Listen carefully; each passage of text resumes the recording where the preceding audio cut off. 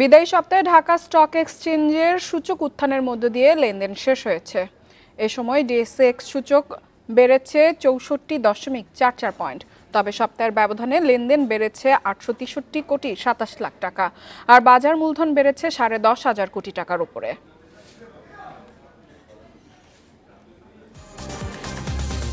বিদায়ী সপ্তাহে ৫ কার্যদিবসের মধ্যে ৪ দিনই সূচক বেড়েছে ঢাকার শেয়ার বাজারে। এতে সপ্তাহ শেষে ডিএসইএক্স সূচক ৬৪.৪৪ পয়েন্ট বেড়ে অবস্থান করছে ৫,১৩২ পয়েন্টে। এ সময় ডিএসইতে বেড়েছে লেনদেন। গেল সপ্তাহে গড়ে লেনদেন হয়েছে ৬৬১.৬২ লাখ টাকার শেয়ার। আগের সপ্তাহে গড় লেনদেন ছিল ৬৩৬.২১ লাখ টাকার শেয়ার, অর্থাৎ সপ্তাহের ব্যবধানে লেনদেন বেড়েছে ৪৫.৪১ লাখ টাকা। বিদায়ী সপ্তাহে বাজার মূলধন বেড়েছে ১০,৭৫৯ কোটি টাকা। প্রথম কার্যদিবসে লেনদেন শুরুর আগে ডিএসইর বাজার মূলধন ছিল ৬,৭৬,৭৩৯ কোটি টাকা। সপ্তাহের শেষ কার্যদিবসে বাজার মূলধন দাঁড়িয়েছে ৬,৮৭,৪৯৮ কোটি টাকায়। বিদায়ী সপ্তাহে হাত বদলে অংশ নেয়া ৩৯৪টি কোম্পানি ও মিউচুয়াল ফান্ডের মধ্যে দর বেড়েছে ২৯০টির, কমেছে ৮০টি এবং অপরিবর্তিত ২৪টি প্রতিষ্ঠানের শেয়ার দর। সপ্তাহ জুড়ে সবচেয়ে বেশি লেনদেন হওয়া প্রতিষ্ঠানের তালিকায় প্রথম ব্র্যাক ব্যাংক, দ্বিতীয় সি পার্ল বিচ রিসোর্ট এবং তৃতীয় অবস্থানে খান ব্রাদার্স। শতাংশের দিক থেকে দর বৃদ্ধির তালিকায় প্রথম এফএক্স স্পিনিং, দ্বিতীয় মনস্পুল পেপার এবং তৃতীয় অবস্থানে রহিমাপুর। অন্যদিকে বিদায়ী সপ্তাহে চট্টগ্রাম স্টক এক্সচেঞ্জ সার্বিক সূচক ২০৪ পয়েন্ট বেড়ে অবস্থান করছে ১৪,৩২৯ পয়েন্টে। সপ্তাহ জুড়ে লেনদেন হয় প্রায় ৩০৬ কোটি টাকা। Tarek Hossain, independent news, Dhaka. দেশে কমেছে মোবাইল ইন্টারনেট ব্যবহারকারীর সংখ্যা। টেলিযোগাযোগ নিয়ন্ত্রক সংস্থা বিটিআরসির তথ্য বলছে, চলতি বছরের মে পর্যন্ত এক বছরে ১,১৬,০০,০০০ ব্যবহারকারী কমেছে। এর মূল কারণ হিসেবে ইন্টারনেটের দাম বৃদ্ধি ও দুর্বল সংযোগকে দায়ী করছেন গ্রাহকরা। যদিও অপারেটরদের দাবি, করের বোঝা বাড়ায় ইন্টারনেটের খরচও বাড়ছে। বর্তমানে মোবাইল ব্যাংকিং, ই-কমার্স, অনলাইন শিক্ষাসহ বিভিন্ন জায়গায় ইন্টারনেট সেবা জরুরি হলেও জীবনযাত্রার ব্যয় বেড়ে যাওয়ায় মানুষ মোবাইল ইন্টারনেট ব্যবহারে খরচ কমিয়েছেন। গ্রাহকরা বলছেন, মোবাইল ডেটার খরচ বাড়াসহ নেটওয়ার্ক সমস্যা ও সুবিধা অনুযায়ী ইন্টারনেট প্যাকেজ কম থাকায় ব্যবহার কমিয়েছেন তারা। নিয়ন্ত্রক সংস্থা বিটিআরসির তথ্য মতে, গত বছরের মে মাসে ইন্টারনেট গ্রাহকের সংখ্যা ছিল ১২,৭৮,০০,০০০, যা চলতি বছরের মে মাসে কমে দাঁড়িয়েছে ১১,৭৬,০০,০০০ নেট কানেকশন তো আসলে ঢাকাতে কিছুটা পাওয়া যায়, কিন্তু আমার বাড়ি তো কুষ্টিয়া। দেখা যাচ্ছে কুষ্টিয়ার ওই আপনার বর্ডারের সাইডে বা শহরাঞ্চলে বা গ্রাম অঞ্চলে তো অতটা পাওয়া যায় না। যে টাকার রেট, এই টাকার তো একজন মানুষের এক সপ্তাহ পকেট খরচ চলে যাবে আরামসে। তাহলে কিভাবে নেট ভরবে মানুষ? এদিকে ইন্টারনেটের দাম বাড়া ও ব্যবহারকারী কমার পেছনে সরকারের নীতিমালা ও কর ব্যবস্থাকে দায়ী করছেন মোবাইল অপারেটররা। তাদের দাবি, গত অর্থবছরে সম্পর্ক শুল্ক, মূসক সারচার্জ সহ মোট কর ভার ৩৯% বেশি থাকায় সেবামূল্য বাড়াতে হয়েছে। ফলে প্রতিনিয়ত কমছে ইন্টারনেট গ্রাহক। বাংলাদেশে যে 39% ট্যাক্স ডাইরেক্টলি ইম্পোজ করা হয়, সেটা অন্যান্য দেশের তুলনায় একটু বেশি। ওভারঅল গিয়ে দেখা যায় যে আপনার ডাইরেক্ট ট্যাক্সেশন পড়ে প্রায় 56%-এর মতন, এবং এফেক্টিভ ট্যাক্স রেট গিয়ে দাঁড়ায় প্রায় ৭০ থেকে ৭২%। এটা সার্বিক বিবেচনায় অবশ্যই বেশি। সো ওভারঅল দিক থেকে আমরা যদি সিটিজেনদের সার্ভিসের কথা বলি, তাদের স্বার্থের কথা চিন্তা করি, এখানে রেশনালাইজেশনের প্রচুর জায়গা আছে। মোবাইল ও ব্রডব্যান্ড মিলিয়ে দেশে এখন ইন্টারনেটের মোট গ্রাহক ১৩,২০,০০,০০০ মতো, যেখানে শুধু মোবাইল ইন্টারনেট ব্যবহারকারীর সংখ্যা ১১,৭৬,০০,০০০। Amirul Islam, independent news, Dhaka. Mobile internet নিয়ে বিস্তারিত আলোচনা করতে আমাদের সাথে যুক্ত হয়েছেন association of mobile telecom operators of Bangladesh এমটবের সাবেক সাধারণ সম্পাদক ব্রিগেডিয়ার জেনারেল অবসরপ্রাপ্ত এস এম ফরহাদ, আপনাকে স্বাগত জানাচ্ছি অর্থনীতি সারাদিনে। আপনার কাছে শুরুতেই জানতে চাইবো, আমরা আমাদের প্রতিবেদনে যেমনটা দেখলাম, দেশে মোবাইল ইন্টারনেট ব্যবহারকারীর সংখ্যা এক বছরে ১ কোটির বেশি কমে গেছে। তো এত বড় একটা ব্যবধানে কমে গেছে, এর পেছনে প্রধান কারণ কি কি বলে আপনি মনে করেন? ধন্যবাদ আপনাকে। এর ভিতরে অনেকগুলো কারণ আছে। প্রথমত তো আপনারা যেটা উল্লেখ করেছেন যে মোবাইল ইন্টারনেটের দাম, এবং সরকারের যে সমস্ত ট্যাক্স আছে, এই ট্যাক্স বাড়ার কারণে দাম বেড়েছে। একই সঙ্গে সেবার মান নিয়ে তো একটা প্রশ্ন আগাগোড়াই ছিল। এটা হচ্ছে প্রধান কারণ। একই সঙ্গে মানুষ দেখছে যে ফিক্সড ব্রডব্যান্ড যেটা আছে, ফিক্সড ব্রডব্যান্ডের ক্ষেত্রে তারা যে সুবিধাটা পায় এবং সেই সুবিধার ক্ষেত্রে আমি যদি বলি স্পিড এবং অন্যান্য যে জিনিসগুলো আছে সেখানে তারা কিছুটা কমফোর্টেবল। কিন্তু মোবাইল ইন্টারনেটের সঙ্গে ফিক্সড ব্রডব্যান্ড যেটা আছে এই দুটোর মধ্যে মূল পার্থক্য রয়ে গেছে যে মোবাইল ইন্টারনেটের যে ফ্লেক্সিবিলিটি, আপনি যখন যেখানেই যাচ্ছেন না কেন আপনি সেটা ব্যবহার করতে পারেন।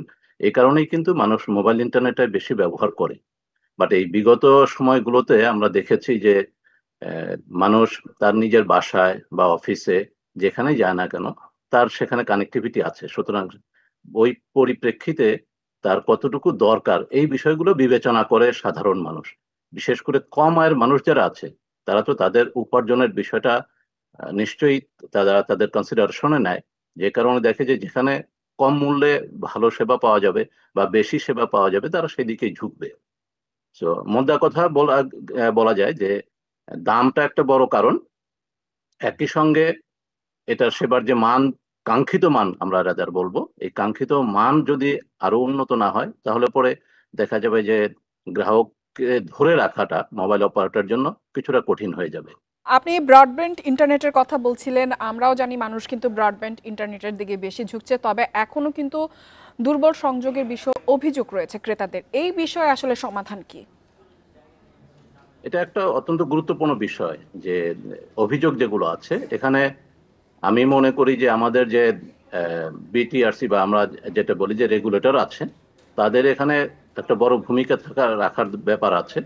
কেননা আমরা জানি যে দেশের বিভিন্ন এলাকায় অবৈধ, আমরা আইএসপি যেটা বলি, অবৈধ আইএসপি আছে। যতদিন আমরা এই অবৈধ আইএসপি বন্ধ করতে পারবো ততদিন কিন্তু এই অবৈধ আইএসপি থেকে যারা সেবা নেয় তাদের সেবার মানের কিন্তু উন্নতি হওয়ার সম্ভাবনা খুবই কম। প্রথমত হচ্ছে এই অবৈধ আইএসপি বন্ধ করতে হবে, তাহলে দেখা যাবে যে অটোমেটিক্যালি যারা বৈধ আইএসপি আছে, এবং আইএসপি তো ক্যাটাগরি আছে যেটা আমরা বলি যে ন্যাশন ওয়াইড, ডিভিশন, ডিস্ট্রিক্ট, উপজেলা, এইভাবে করে কিছু ক্যাটাগরি আছে। বাট বিটিআরসি এখন নতুন করে তারা তাদের পলিসি সাজাচ্ছে, এই পলিসিতে হয়তো এর মধ্যে কিছু চেঞ্জ আসবে। তখন আমরা দেখতে পাবো যে এখানে কোন পর্যায়ে কোন ধরনের লাইসেন্সি তারা কি ধরনের সেবা দিচ্ছে। সো এই আইএসপিদেরকে যদি জবাবদিহিতার আওতায় না যায় তাহলে নিশ্চয়ই তাদের সেবার মান আরো উন্নত হবে এবং গ্রাহকরা সন্তুষ্ট হবে, আমি আশা করি। বা ইন্টারনেট সংযোগ, বিশেষ করে মোবাইল ইন্টারনেট অথবা ব্রডব্যান্ড যেটাই আমরা বলি কিনা, আপনি কি মনে করেন টেলিযোগাযোগ নিয়ন্ত্রক সংস্থা বিটিআরসির সাথে এই বিষয়ে আসলে দেশের অপারেটরদের সমঝোতার অভাব আছে কিনা? সমঝোতা আমরা তখনই বলবো যখন একজন আরেকজনের প্রতিপক্ষ হয়। এখানে কিন্তু বিটিআরসি সঙ্গে neither mobile operator or ISP আমরা যেটাই বলি না কেন এরা কিন্তু একজন আরেকজনের প্রতিপক্ষ না। বিটিআরসি হচ্ছে রেগুলেটর, তারা নিয়ন্ত্রক সংস্থা, সুতরাং তারা নিয়ন্ত্রণ করে যে কোন সেবা কিভাবে দেওয়া হবে। তারা এর দাম নির্ধারণ করে দেয়, যে আমরা যেটা বলি ফ্লোর প্রাইস, সর্বনিম্ন দাম কত হতে পারে, এবং বিভিন্ন প্যাকেজের ক্ষেত্রেও তারা এই সমস্ত রেগুলেশন গুলো বা এগুলো তারা অনুমতি দিয়ে থাকে বিভিন্ন ধরনের প্যাকেজের। তো এখানে সমঝোতার কথাটা আমার কাছে মনে হয় না যে এটা অ্যাপ্রোপ্রিয়েট। রাদার তারা যে বিষয়গুলো আছে, যে সমস্ত জায়গাতে তাদের ডিফিকাল্টিজ বা চ্যালেঞ্জ গুলো আছে, এগুলো নিয়ে যদি বিটিআরসির সঙ্গে আলোচনা করে, তারা খোলাখুলি আলোচনা করে তারপরে এই সমস্যার সমাধানগুলো যদি তারা করতে পারে তাহলে নিশ্চয়ই আমরা গ্রাহক হিসাবে সবাই ভালো সেবা পাবে। এস এম ফরহাদ, আমাদের সাথে যোগ হওয়ার জন্য আপনাকে অসংখ্য ধন্যবাদ। 2024-25 অর্থ বছরের শেষ দিকে বিভিন্ন উৎস থেকে $500 কোটি বেশি বৈদেশিক ঋণ পেয়েছে বাংলাদেশ। বিশেষত আইএমএফ, বিশ্বব্যাংক, এডিবি, জাইকা সহ বেশ কিছু সংস্থা উল্লেখযোগ্য সরকার প্রাপ্ত ঋণ থেকে দেশীয় ব্যাংক খাতের ঋণ পরিশোধ করতে পেরেছে অনেকটাই, আর এতে কমেছে অভ্যন্তরীণ ঋণের ভার। বাংলাদেশ ব্যাংকের তথ্য মতে গত 30 জুন ব্যাংক ব্যবস্থায় সরকারের মোট ঋণ ছিল প্রায় 5,46,000 কোটি টাকা। সংখ্যা ছিল রাজস্ব আদায় কমে যাওয়ায় অভ্যন্তরীণ উৎস থেকে বেশি ঋণ নেওয়া বাড়বে, যদিও বাস্তবে তা হয়নি। এদিকে জাতীয় রাজস্ব বোর্ড এনবিআর এর রাজস্ব আদায় দাঁড়িয়েছে 3,68,177 কোটি টাকা, যা লক্ষ্যমাত্রার চেয়ে 95,323 কোটি টাকা কম। এমন পরিস্থিতিতে বৈদেশিক ঋণের মাধ্যমে আপাতত সংকট কাটিয়েছে বাংলাদেশ। সংশ্লিষ্টরা বলছেন বৈদেশিক ঋণ প্রবাহ বাড়ায় দেশীয় ঋণ সমন্বয় সম্ভব হয়েছে।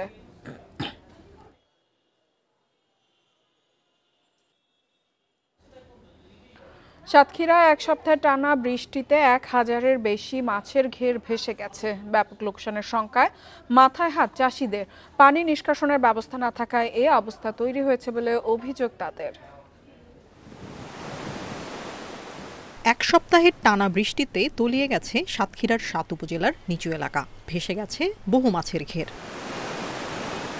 চাষিরা জানিয়েছেন, জেলায় ছোট বড় মিলিয়ে মাছের ঘের আছে 61,000। বাগদা, গলদা সহ বিভিন্ন মাছের উৎপাদনও বেশ ভালো। 1000-এর বেশি মাছের ঘের ভেসে যাওয়ায় ক্ষতির পরিমাণ 50 কোটি টাকার বেশি বলছেন তারা। পানি টানি সরাতে পারি না, এর কারণে আমাদের ঋণগ্রস্ত হয়ে গেছি, আমরা খুব অসহায়ের ভিতরে পড়েছি। আমাদের এই একটাই হলো পেটের ভাত জোগায় এই মাছে। এই সাতক্ষীরা জেলায় সোনার ফসল হলো মাছ।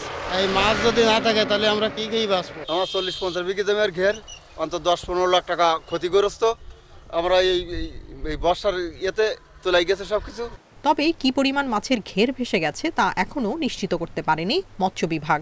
বিষয়টি খতিয়ে দেখার কথা জানিয়েছেন কর্মকর্তারা। আমরা ওভার ফোনে আমাদের চাষিদের সাথে আমাদের অফিসাররা যোগাযোগ করছে। এইভাবে আমরা আমাদের কার্যক্রমকে অব্যাহত রেখেছি এবং যদি ক্ষয়ক্ষতির কোনো বড় হয় সেটা নিরূপণ করে আমরা যথাযথ কর্তৃপক্ষের সরবরাহ করব। এবছর জেলায় বাগদা চিংড়ি উৎপাদনের লক্ষ্যমাত্রা 32,000 মেট্রিক টন। তবে বৃষ্টিতে মাছের ঘের ভেসে যাওয়ায় লক্ষ্যমাত্রা অর্জন ব্যাহত হওয়ার আশঙ্কা মাছ চাষিদের। Independent news.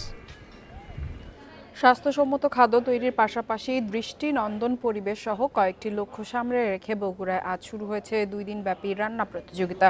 রেস্টুরেন্ট সহ বিভিন্ন ধরনের খাদ্য ব্যবসার সাথে সম্পৃক্ত বগুড়ার অন্তত 20 জন এই প্রতিযোগিতায় অংশ নিয়েছেন। বেসরকারি সংগঠন রোব মহিলা উন্নয়ন সংস্থার সহযোগিতায় এই প্রতিযোগিতার আয়োজন করে রঙ্গন রাঁধুনি রান্নাঘর। বগুড়া শহরের জলেশ্বরী তলায় রোচাস হোটেলে সকাল 10টা থেকে বিকেল 4টা পর্যন্ত এই প্রতিযোগিতা চলবে। বিচারক হিসেবে ছিলেন খুলনার শেফ রেহেনা মুর্তজা, সামারিয়া শহীদ, বগুড়ার food and beverage assessor trainer ও নারী উদ্যোক্তা তহমিনা পারভিন ও রাজশাহীর রন্ধনশিল্পী সালেহিন ইকবাল রঙ্গন। এরকম রান্নার আয়োজন করছে যাতে সেখান থেকে দক্ষ মানুষজনকে বের করে নিয়ে এসে সারা দেশে একটা আয়োজন করতে পারি আমরা, যাতে এই ইন্ডাস্ট্রিতে দক্ষ শেফের অভাব না হয়। এটা আমি প্রতিটা ডিস্ট্রিক্ট থেকে ফার্স্ট সেকেন্ড থার্ড তুলবো, দুইজন করে ওয়েটিং রাখবো। এখান থেকে আমরা নিয়ে বড় আকারে ঢাকাতে আমরা একটা ফাইনাল খেলা খেলবো 3-4টা পর্বের নিয়ে। আর এই ছিল অর্থনীতি সারাদিনের আজকের আয়োজনে। আমন্ত্রণ আমাদের পরবর্তী সংবাদে।